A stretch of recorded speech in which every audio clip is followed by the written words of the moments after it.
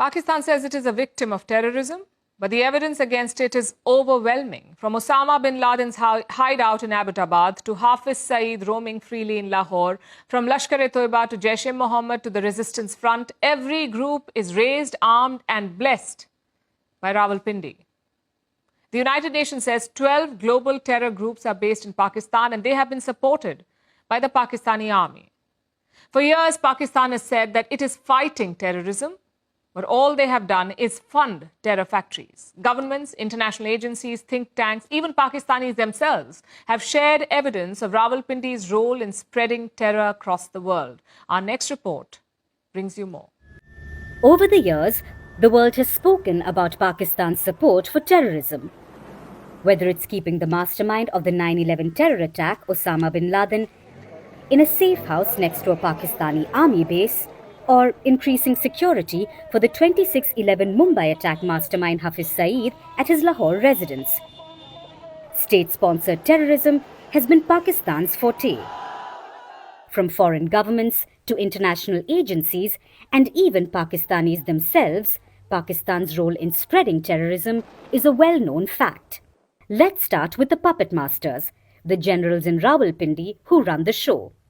No confessions can top the ones given by Pakistani army chiefs. In 2018, then Army Chief General Qamar Javed Bajwa shocked the world. He said Pakistan's army and intelligence services knew how to work with good terrorists and bad terrorists. Even former Army Chief and President Pervez Musharraf accepted Pakistan's role in supporting terrorism. Musharraf admitted that Pakistan trained and equipped the Lashkar-e-Taiba. So the Pakistani army, which has been accused of funding, training and supporting terrorists, have openly accepted their involvement. There's a popular saying, countries have an army, but the Pakistani army has a country. So when the Pakistan army paves the way, the country follows. In 2019, then Prime Minister Imran Khan visited the United States, where he accepted that Pakistan had trained the global terror group Al-Qaeda and other jihadist outfits. He also acknowledged that there were thousands of terrorists on Pakistani soil. Similar declarations were made a year prior in 2018, when then Prime Minister Nawaz Sharif opened a can of worms. He publicly acknowledged that dozens of terror groups were operating in Pakistan. Only he preferred to call them non-state actors. When the army and the political brass have made peace with Pakistan supporting terrorists, why should the terrorists themselves not speak up? In 2011, Syed Salahuddin, then chief of the Hizbul Mujahideen, openly declared that his group operated from Pakistan. Hizbul Mujahideen is the same group that's a designated terrorist outfit by India, Canada, the United States and the European Union.